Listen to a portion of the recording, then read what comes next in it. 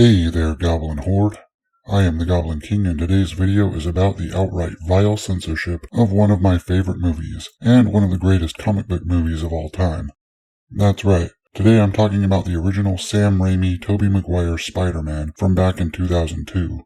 This was another one of those stories I saw floating around on Twitter the other day, but I didn't really think anything of it at the time. I should really get better at vetting the shit I see on the Bird app, because there's definitely some good video-worthy content on that platform, like, all the time. So, I saw it on Twitter yesterday, but didn't do anything with it till today because I'm an idiot.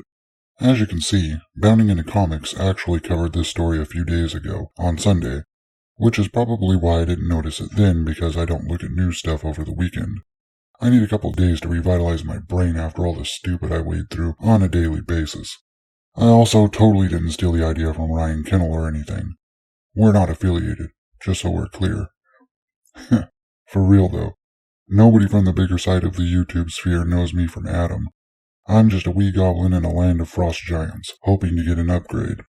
The story itself covers the fact that a Twitter user going by the handle PaperPlaneTF noticed a slight edit to one of Peter's lines early on in the original Spider-Man film. It's at the point where Peter's doing his wrestling gig and he's bantering with Bonesaw. Pete states that his outfit is cute and asks if his husband bought it for him. At which point, Bonesaw gets angry and tries to catch Peter, and happenings ensue. Well, this dude noticed that the part of the quip about Bonesaw having a husband got edited out of ITV's broadcast of the film. He posted that to Twitter with his own quip about the broadcast removing Peter's hOMoPhoBIc. Don't go brigade him though. He made sure to add that he doesn't personally think the line is homophobic, because it's not. He was just trolling. Though I'm pretty sure I don't have nearly enough viewers to actually brigade somebody anyway. Though, at the time of the Bounding article, ITV hadn't made any sort of statements about the disgusting censorship on display. They made sure to comment for another article put out just yesterday. That article being one from Variety. That article, of course, has a particularly neo-progressive, i.e. helmet-wearing, stench to it. So it comes as no surprise that the article seems to back the idea that the censorship of the film was a good thing for the alphabet community. Though, I think anyone who watches my content knows that Variety is nothing more than a wink-stained sock, primarily used by women who ejaculate. Make of that what you will.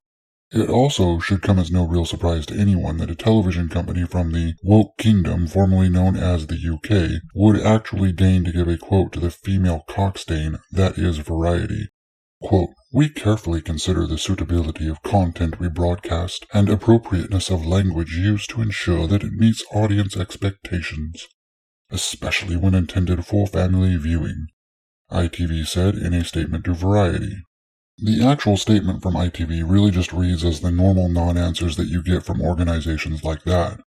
They don't want to piss off either side of an issue, so they'll put out statements that are completely bland and milquetoast in order to avoid any potential backlash.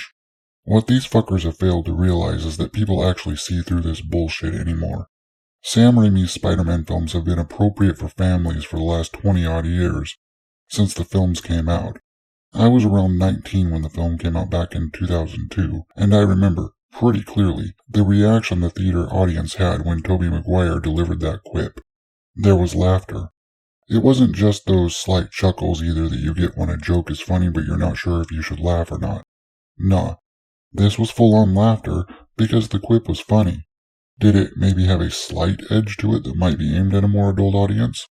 You could argue that, sure, but there were no brigades about it from angry parents about the joke or anything in the film being inappropriate. The gay community back then wasn't marching in the streets trying to picket the movie for a stupid joke. Everyone got the joke and got the intent right off the bat.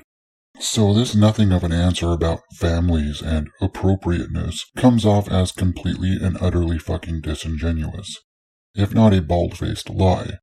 We all know why you censored the joke, ITV. Just come off it already. You're a woke-ass joke of a broadcasting company, operating in a woke-ass parody of a country. No offense to any UK viewers. And you censored a stupid, tame-as-fuck joke because thin-skinned window lickers in the new alphabet community. Yes, there's a difference.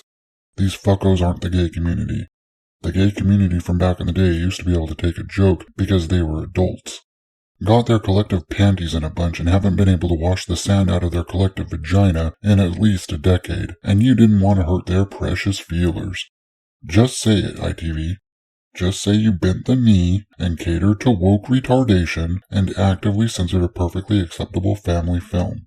Just say it. Stop beating around the bush with this non-answer and moralizing about supposed family values. You're full of shit and everyone knows it. Man, I'm just glad I bought those films on DVD back in the day, before all this woke trash ideology reared its disgusting head. Anyway, that's all I have for you on this one, folks. Let me know what you thought in that handy section down below. While you're down there.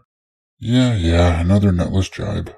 If you like my opinions on all things stupid, you can help me out and join my big green horde by crushing those like and subscribe buttons, like a goblin. If you've, perchance, watched this long, I appreciate you. I'll see you all tomorrow for another long-winded rant on pop culture and an anime review. See you then. Lates.